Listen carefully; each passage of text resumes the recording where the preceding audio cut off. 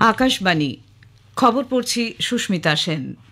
বিশেষ বিশেষ খবর হলো, বিদেশমন্ত্রী ডক্টর এস জয়শঙ্কর বলেছেন ভারত পাকিস্তানের সমস্যা সমাধানে কোনো তৃতীয় পক্ষের মধ্যস্থতার প্রয়োজন নেই।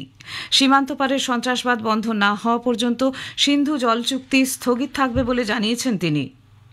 উপরাষ্ট্রপতি জগদীপ ধনখড় বলেছেন নির্ভুলভাবে সন্ত্রাসবাদে আঘাত হেনে ভারত বিশ্বে সন্ত্রাস দমনের নতুন মানদণ্ড তৈরি করেছে, পাশাপাশি তুলে ধরেছে শান্তি সম্পর্কে ধারণাও। তুরস্কে রাশিয়া এবং ইউক্রেনের মধ্যে সরাসরি শান্তি আলোচনা থেকে রুশ রাষ্ট্রপতি বিরত থাকার সিদ্ধান্ত জানানোর পর ইউক্রেনের প্রেসিডেন্টও বৈঠকে যোগ দিচ্ছেন না। সরকার জাতীয় নিরাপত্তার স্বার্থে তুরস্কের ground handling farm Celebi India private সন্ধ্যের পর নতুন করে উত্তপ্ত হয়ে উঠল বিকাশ ভবন। চাকরিহারা শিক্ষক শিক্ষিকাদের ঘেরাওয়ের জেরে বিকাশ ভবনে আটকে থাকা সরকারি কর্মীদের পুলিশ বার করতে গেলে দুবারের অলিম্পিক পদকজয়ী নীরজ চোপড়া আজ কাতারের দোহায় তার প্রথম ডায়মন্ড লিগ ম্যাচে খেলতে নামবেন। আসছি বিস্তারিত খবরে। বিদেশমন্ত্রী ডক্টর এস জয়শঙ্কর ভারত ও পাকিস্তানের মধ্যে সমস্যা সমাধানে কোনো তৃতীয় পক্ষের মধ্যস্থতার প্রয়োজন নেই বলে জানিয়েছেন। তিনি বলেছেন ইসলামাবাদের সঙ্গে যে কোনো রকম বোঝাপড়া হবে কঠোরভাবে দ্বিপাক্ষিক। নতুন দিল্লিতে গতকাল এক অনুষ্ঠানের ফাঁকে সাংবাদিকদের সঙ্গে কথা বলার সময় ডক্টর জয়শঙ্কর বলেন ভারত স্পষ্ট করে দিয়েছে যে পাকিস্তানের সঙ্গে কথা হবে কেবল পাক অধিকৃত কাশ্মীরে বেআইনিভাবে তাদের দখল করে রাখা ভারতীয় ভূখণ্ড খালি করার বিষয়ে। বিদেশমন্ত্রী জোর দিয়ে বলেন যে এ বিষয়ে জাতীয় মতৈক্য বহু বছর ধরে চলে আসছে এবং এ বিষয়ে ভারতের অবস্থানের কোনো পরিবর্তন হয়নি। তিনি বলেন প্রধানমন্ত্রী নরেন্দ্র মোদী এই কথা স্পষ্ট করে দিয়েছেন যে পাকিস্তানের সঙ্গে কেবল সন্ত্রাসবাদ নিয়ে কথা হবে। পাকিস্তানের কাছে সন্ত্রাসবাদীদের যে তা হস্তান্তরের পাশাপাশি জঙ্গি পরিকাঠামোগুলি পুরোপুরি ধ্বংস করে দিতে হবে বলে ডক্টর জয়শঙ্কর মন্তব্য করেন। বিদেশমন্ত্রী এ বিষয়ে জোর দিয়ে জানিয়েছেন যে পাকিস্তানের চালানো সীমান্ত পারের সন্ত্রাসবাদ বন্ধ না হওয়া পর্যন্ত সিন্ধু জল চুক্তি স্থগিত থাকবে। In the last 3 decades, our economic engagements have grown steadily. They have been underpinned by trade, by investment, by technical cooperation. And we have a diversified basket which includes pharmaceuticals, textiles, automobiles, and machinery, while we import coffee, wood, and leather from Honduras. This commercial exchange highlights the considerable potential that exists in areas such as agribusiness, renewable energy, healthcare, information technology, manufacturing. এর আগে নতুন দিল্লিতে হন্ডুরাসের দূতাবাসের উদ্বোধনী অনুষ্ঠানে doctor Jaishankar বলেন শেষ 3 দশকে ভারত এবং হন্ডুরাসের মধ্যে অর্থনৈতিক সম্পর্ক যথেষ্ট বৃদ্ধি পেয়েছে। দ্বিপাক্ষিক বাণিজ্য 300 মিলিয়ন মার্কিন ডলারেরও বেশি হয়েছে। নতুন দিল্লিতে হন্ডুরাসের দূতাবাসের উদ্বোধনে বাণিজ্য প্রচারকে সহায়তা করবে এবং ব্যবসায়ীদের মেলামেশার কেন্দ্র হিসেবে দূতাবাসকে ব্যবহার করতে উৎসাহিত করবে বলে তিনি মন্তব্য করেন। উপরাষ্ট্রপতি জগদীপ ধনখড় বলেছেন নির্ভুলভাবে সন্ত্রাসবাদে আঘাত হেনে ভারত বিশ্বে সন্ত্রাস দমনের নতুন মানদণ্ড তৈরি করেছে, পাশাপাশি তুলে ধরেছে শান্তি সম্পর্কে ধ্যান ধারণা। তিনি বলেন সন্ত্রাসবাদ এখন আর কোনো একটি দেশের উদ্বেগের বিষয় নয়, এটি সারা বিশ্বের নিরাপত্তার ক্ষেত্রে বড় বিপদ। জয়পুরে ভৈরব সিং শেখাওয়াত স্মৃতি পুস্তকালয়ের উদ্বোধন উপলক্ষে আয়োজিত অনুষ্ঠানে উপরাষ্ট্রপতি বলেন ভারত এই প্রথম আন্তর্জাতিক সীমানা বরাবর জৈশ এ মোহাম্মদ ও লস্কর ই তৈবার ঘাঁটিগুলিতে নির্ভুলভাবে আঘাত হেনেছে এবং বিশ্ব এ নিয়ে কোনো প্রমাণ চায়নি। এতে প্রধানমন্ত্রীর নেতৃত্বে ভারতের সামরিক শক্তির সাফল্যই শুধু নয়, প্রমাণিত হয়েছে ভারতের কূটনৈতিক জয়। প্রতিরক্ষামন্ত্রী রাজনাথ সিং বলেছেন অপারেশন সিন্দুর পাকিস্তানের মদতপুষ্ট সন্ত্রাসবাদের বিরুদ্ধে ভারতের অপ্রতিরোধ্য জবাব।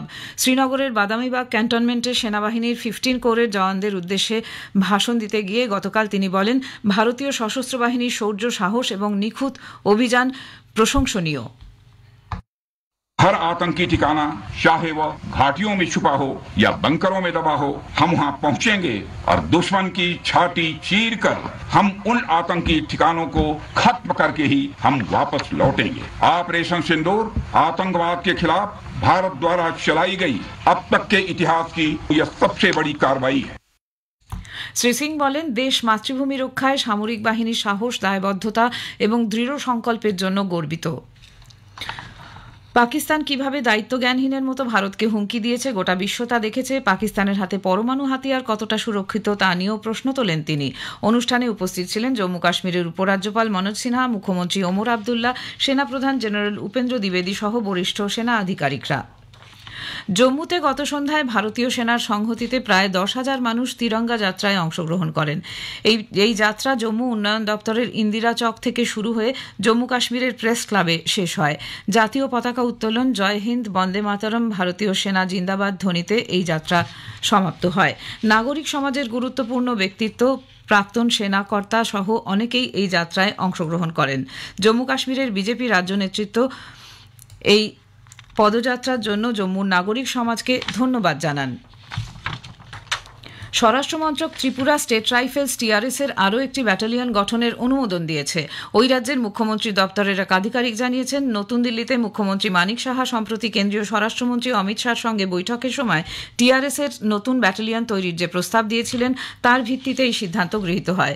মুখ্যমন্ত্রীর দপ্তরের আধিকারিক সূত্রে জানা গেছে, টিআরএস এর এই নতুন ব্যাটালিয়ন তৈরির জন্য কেন্দ্রীয় সরকার এককালীন 50 কোটি টাকার আর্থিক সহায়তা দেবে। ওয়াকফ সংশোধনী আইন 2025-কে চ্যালেঞ্জ জানিয়ে দায়ের হওয়া একগুচ্ছ মামলায় সুপ্রিম কোর্ট আগামী মঙ্গলবার 20 তারিখ অন্তর্বর্তীকালীন সিদ্ধান্ত নেবে। প্রধান বিচারপতি বি.আর. গাওয়াই এবং বিচারপতি জর্জ আগস্টিন মাসিকে নিয়ে গঠিত ডিভিশন বেঞ্চ জানিয়েছে, ওই দিন 1995-এর ওয়াকফ আইনের কোনো ধারার উপর স্থগিতাদেশ দেওয়ার বিষয়টি বিবেচনা করা হবে না।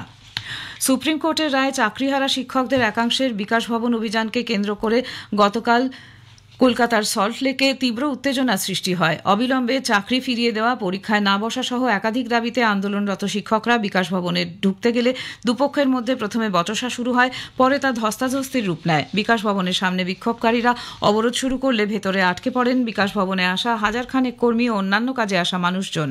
সন্ধ্যার পর বাড়ে পুলিশি সক্রিয়তা, বেধড়ক লাঠিচার্জ করে খালি করে দেওয়া হয় বিকাশ ভবন চত্বর। খবর শুনছেন আকাশবাণী থেকে। আমাদের সংবাদ শোনা যাচ্ছে ইউটিউব চ্যানেল আকাশবাণী সংবাদ বাংলা, ফেসবুক ও ইনস্টাগ্রাম আকাশবাণী সংবাদ কলকাতা এবং এক্স হ্যান্ডেল AIR নিউজ কলকাতাতে। তুরস্কে রাশিয়া এবং ইউক্রেনের মধ্যে সরাসরি শান্তি আলোচনা ঘিরে জটিলতা সৃষ্টি হয়েছে। ইউক্রেনের প্রেসিডেন্ট ভ্লাদিমির জেলেনস্কি এই বৈঠকে যোগ দিচ্ছেন না। অন্যদিকে রাশিয়া দ্বিতীয় স্তরের প্রতিনিধি দল পাঠিয়েছে। আগেই জানানো হয়েছে, রাশিয়ার প্রেসিডেন্ট ভ্লাদিমির পুতিন তুরস্কের প্রেসিডেন্টের সঙ্গে সরাসরি আলোচনা থেকে নিজেকে সরিয়ে নেওয়ার কথা জানান। আঙ্কারায় গতকাল ইউক্রেনের প্রেসিডেন্ট বলেন, ইউক্রেনের হয়ে বৈঠকে প্রতিনিধিত্ব করবেন প্রতিরক্ষামন্ত্রী রুস্তেম উমেরভ। তিনি বলেন, রাশিয়ার প্রতিনিধি দলে এমন কোনো ব্যক্তি নেই যিনি নিজে থেকে সিদ্ধান্ত গ্রহণ করতে পারেন। মস্কো যুদ্ধ শেষ করতে চাইছে না বলে তিনি অভিযোগ করেন। এদিকে মার্কিন বিদেশ সচিব মার্কো রুবিও জানিয়েছেন, এই শান্তি আলোচনা থেকে বিশেষ কিছু অগ্রগতির সম্ভাবনা না থাকায় তিনিও বৈঠকে যোগ দিচ্ছেন না। তিনি বলেন, মার্কিন প্রেসিডেন্ট ডোনাল্ড ট্রাম্প এবং রুশ রাষ্ট্রপতি ভ্লাদিমির পুতিনের মধ্যে সরাসরি সাক্ষাৎ না হওয়া পর্যন্ত শান্তি আলোচনায় প্রকৃত অগ্রগতি আশা করা যায় না। উল্লেখ্য, রুশ রাষ্ট্রপতি ভ্লাদিমির পুতিন গত রবিবার সরাসরি পুনরায় আলোচনা শুরুর প্রস্তাব দেওয়ার পরেই ইস্তানবুলে বৈঠকের প্রস্তাব দেওয়া হয়। সরকার তুরস্কের ground handling farm Celebi airport services India private লিমিটেডের নিরাপত্তা সংক্রান্ত ছাড়পত্র বাতিল করেছে। সিভিল অ্যাভিয়েশন সিকিউরিটি ব্যুরো এক বিজ্ঞপ্তি প্রকাশ করে জানিয়েছে যে জাতীয় নিরাপত্তার স্বার্থেই এই সিদ্ধান্ত নেওয়া হয়েছে। 2022 সালের নভেম্বরে BACAS এর মহানির্দেশক এই কোম্পানির নিরাপত্তা সংক্রান্ত ছাড়পত্রে অনুমোদন দিয়েছিলেন। সেলেবি অ্যাভিয়েশন দিল্লি, মুম্বাই, বেঙ্গালুরু, হায়দ্রাবাদ, গোয়া, কোচি এবং কন্নুর সহ 9টি শহরের বিমানবন্দরে যাত্রী হ্যান্ডলিং, ফ্লাইট অপারেশন, পণ্য এবং ডাক পরিষেবার পাশাপাশি অ্যারো ব্রিজ ব্যবস্থাপনাও করে। গাজা ভূখণ্ডে বুধবার মধ্যরাত থেকে ইসরায়েলি বিমান হামলায় 115 জনের মৃত্যু হয়েছে। সাম্প্রতিক কয়েক সপ্তাহের মধ্যে এটি নৃশংসতম আক্রমণের অন্যতম ঘটনা। দক্ষিণের শহর খান ইউনিসে রাত দিনের বোমা হামলায় পরিবারগুলির আশ্রয়স্থল ধ্বংস হয়ে যাওয়ার পাশাপাশি নিহত হয়েছেন 56 জন।